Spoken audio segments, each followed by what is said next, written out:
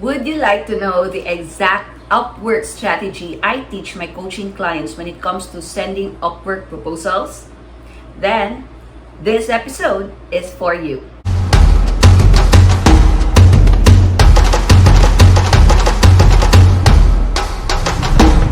Hey everyone, it's me, Coach Z, and in this channel, I share Upwork tips, virtual assistant tutorials, social media hacks, and everything freelancing.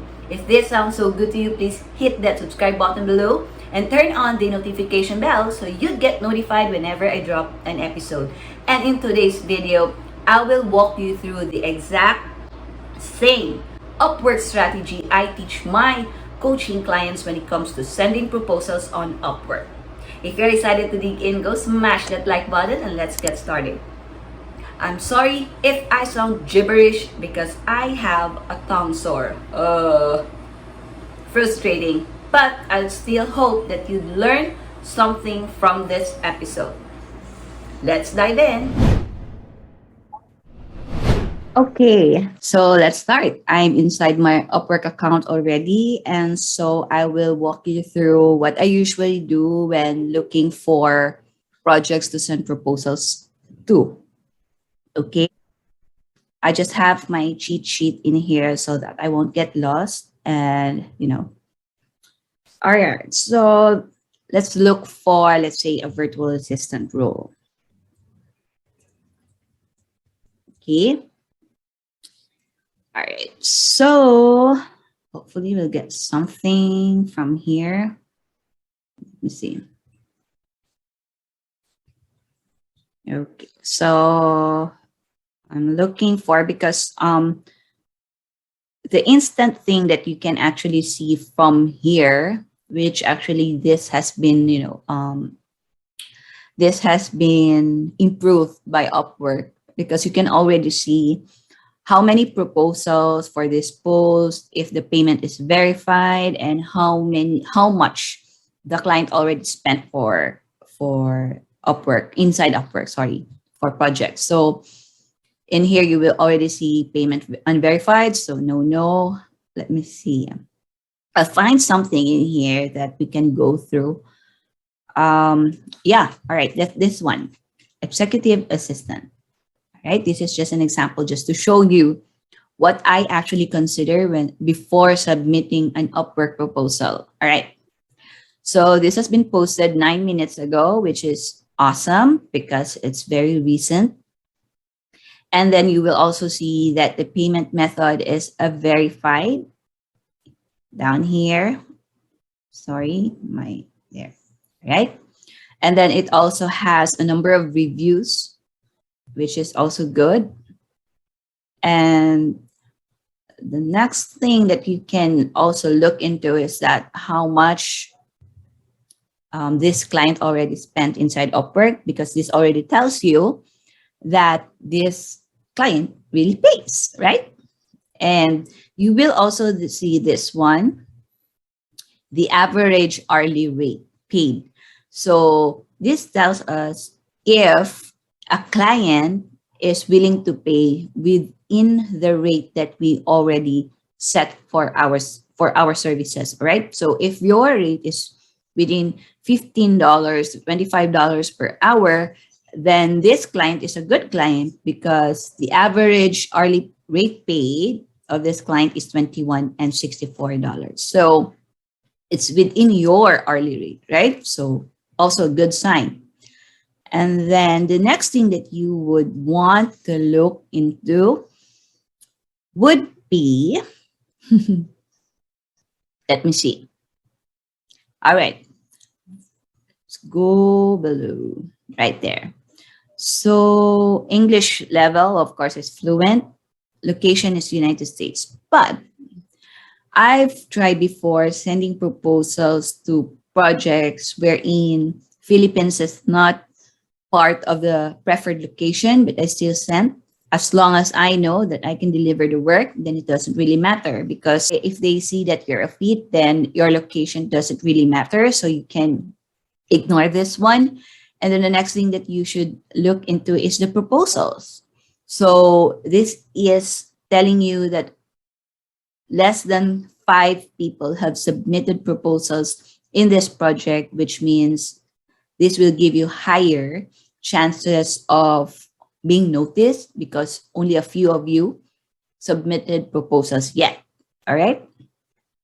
And the client is not interviewing anybody yet and has not submitted any invites. So this will be an ideal project that you can send Upwork proposal to, right? But any project that has 5 to 15 proposals submitted is always a good sign that you can send proposals to this project. Okay, I'm really sorry because I have a tongue sore.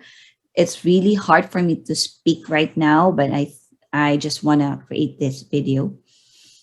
All right, that's the next thing. And then you may look into the reviews. All right, there you go.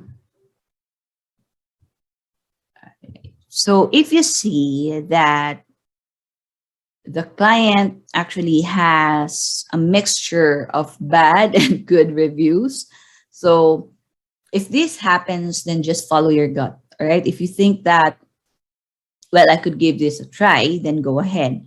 But if you see that there are more bad reviews than good reviews for the client, then I suggest you just skip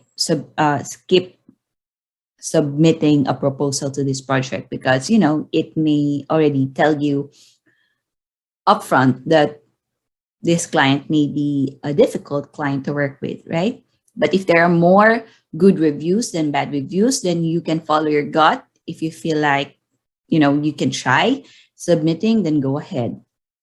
But one thing that I also look into when submitting a proposal is how the client gives reviews to the freelancers, and how, of course, and how the freelancers give reviews to this client. So let's say this one, right? The client gave a really good review for this client, and the client, on the other hand, also gave a very good review for the freelancer. And it looks like the client is professional and is really being genuine when it comes to his review. So I would assume that this client is professional and really gives genuine review based on the review that she has given to the freelancer, right? There may be some bad reviews, but you can look into other reviews and really, follow your gut. And yeah, because when you scroll down, you would see that there are more good reviews. And the client also gives amazing reviews to the freelancers. This would also tell you about the attitude, the professionalism, and the work ethic, maybe, and basically the personality of the client, right? So, all right. So that's one thing that you can look into, the reviews of both parties, all right? Both the freelancer and the client. So this actually basically looks good for me, and I think I can give this a shot. But I would go back to the project description and let's see if this is something that I can really help the client with. Right? This is a bit long, which is, I totally understand, because she's hiring for an executive assistant, right? Like her right hand. So I would understand why the project details is so long. It's a bit long, not really too long. So if you think that you can deliver what is being asked from this project, then go ahead and submit a proposal, because one, client's budget is within the client's average hourly rate paid is within your rate range, then check. And then the proposals is within 5 to 15 proposals or less, then check. And then, of course, it's been recently posted 15 minutes ago.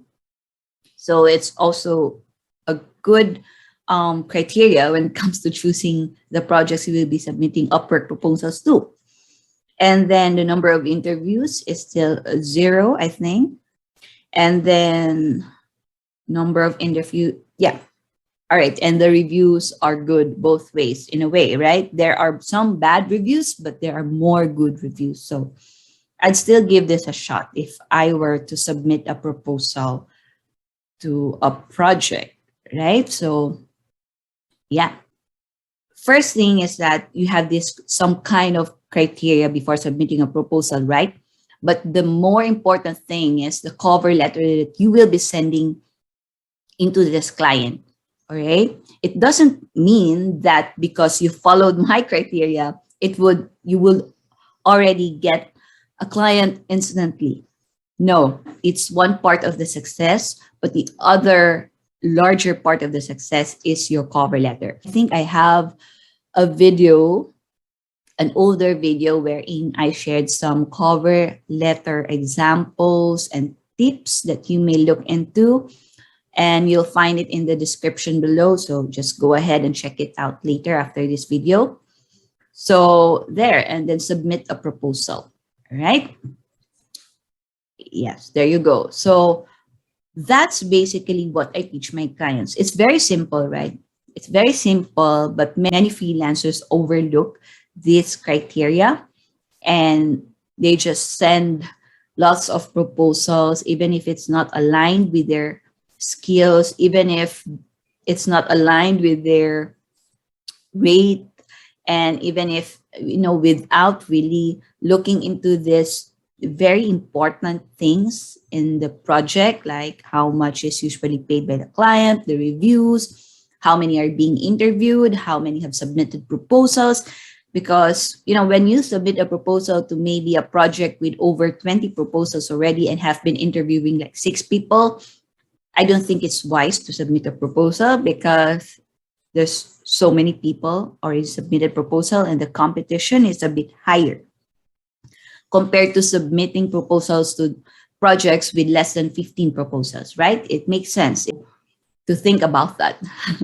All right. So when you submit a proposal, the tips that I shared in my older video was to submit a customized cover letter. Make sure to address everything that has been shared in this project details.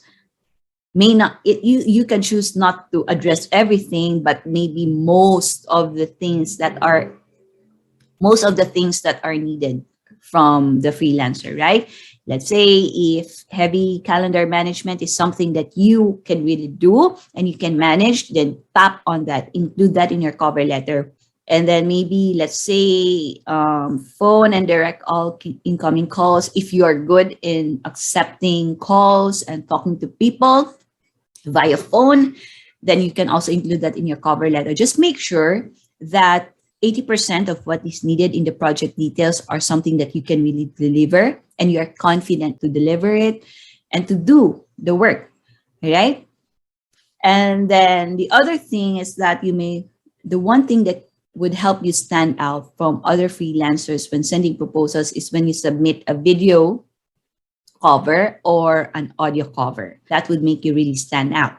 So that is something that you can, maybe explore.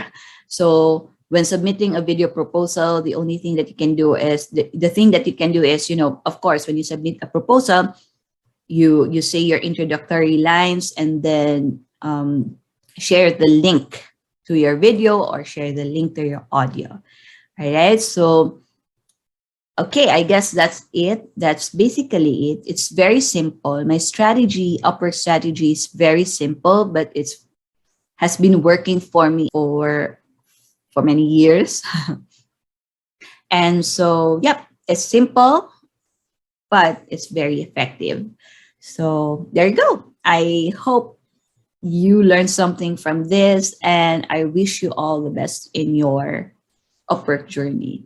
All right. There you go. I hope you enjoyed this episode, and if you did, please go smash that like button and share this with your friends. If you're a part of a Facebook group, then you may want to share this if you found value. And if you did, please drop the word gold again in the comments below. I'd really appreciate it. And I'll see you on my next episode.